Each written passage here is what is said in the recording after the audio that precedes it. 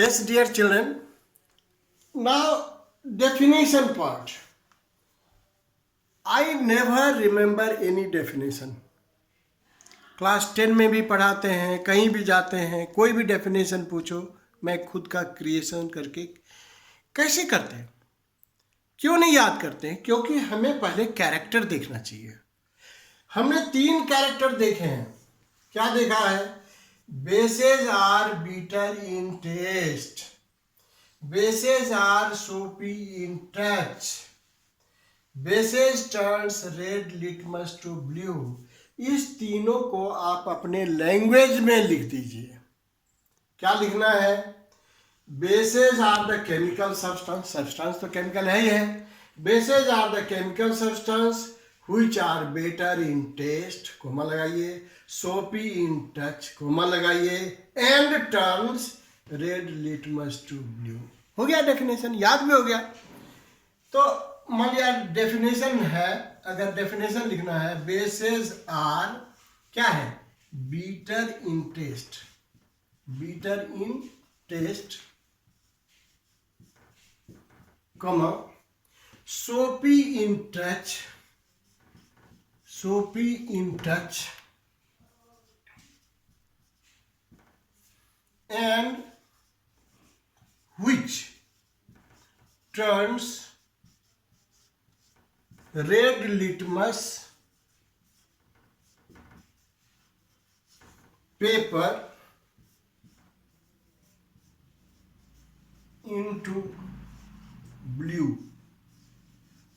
अभी इसको याद करने की जरूरत नहीं, अब इसमें जोड़ भी सकते हैं। Bases are the chemical substance,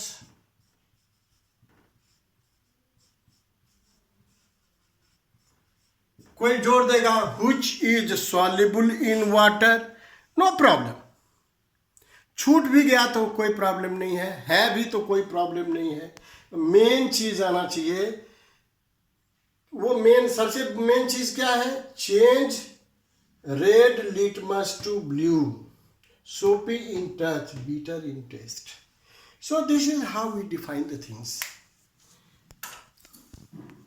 अभी एग्जाम्पल क्या क्या है?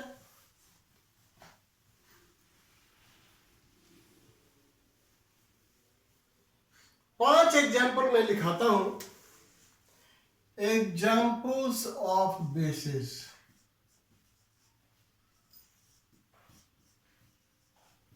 पहली बात है sodium hydroxide,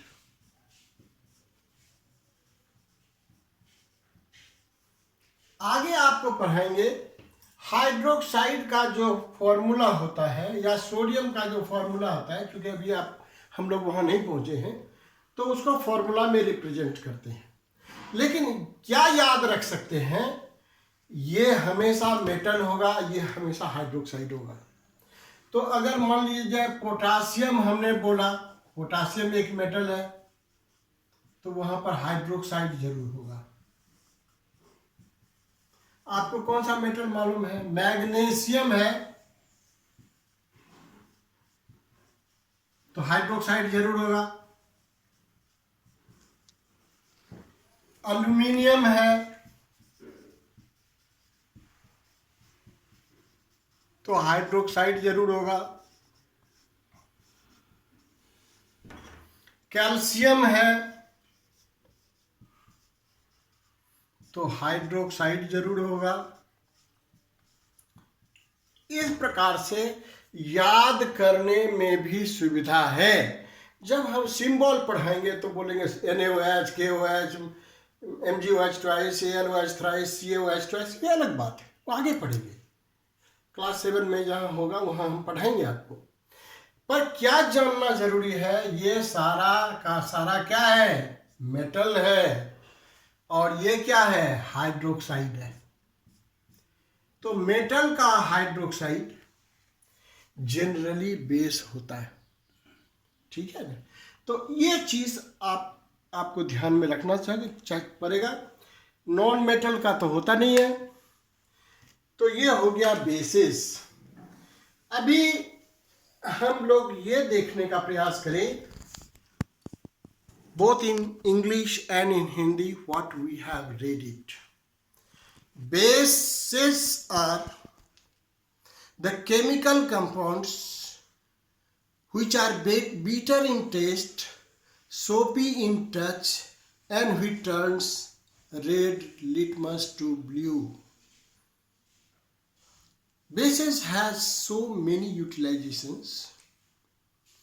Some common substances of the bases are baking soda has base in it, glass cleaner has base in it, the soap we are using has base in it, and all the oils that we are using base in it because it is slippery means to touch.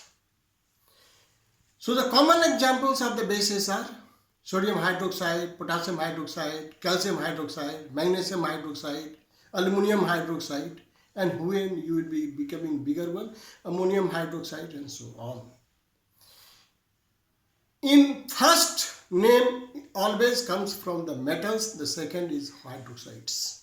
So hydroxides of the metals are also called bases. बात समझ में आया? Bases कैसा होता है, स्वाद कैसा होता है, बीटर होता है, छूने में सोपी टच होता है, रेड लिटमस को ब्लू कर देता है, और ये सारे एग्जाम्पल्स मैंने आपको बताए. तो इसको ठीक से पढ़ना है, धीरे धीरे आगे बढ़ना है. यही चीज़ फिर क्लास 10 में भी पढ़ाएंगे, क्लास 8 में भी है, पर अभी आपके स्टैंडर्ड के लिए इतना काफ़ी है. Thank you very much.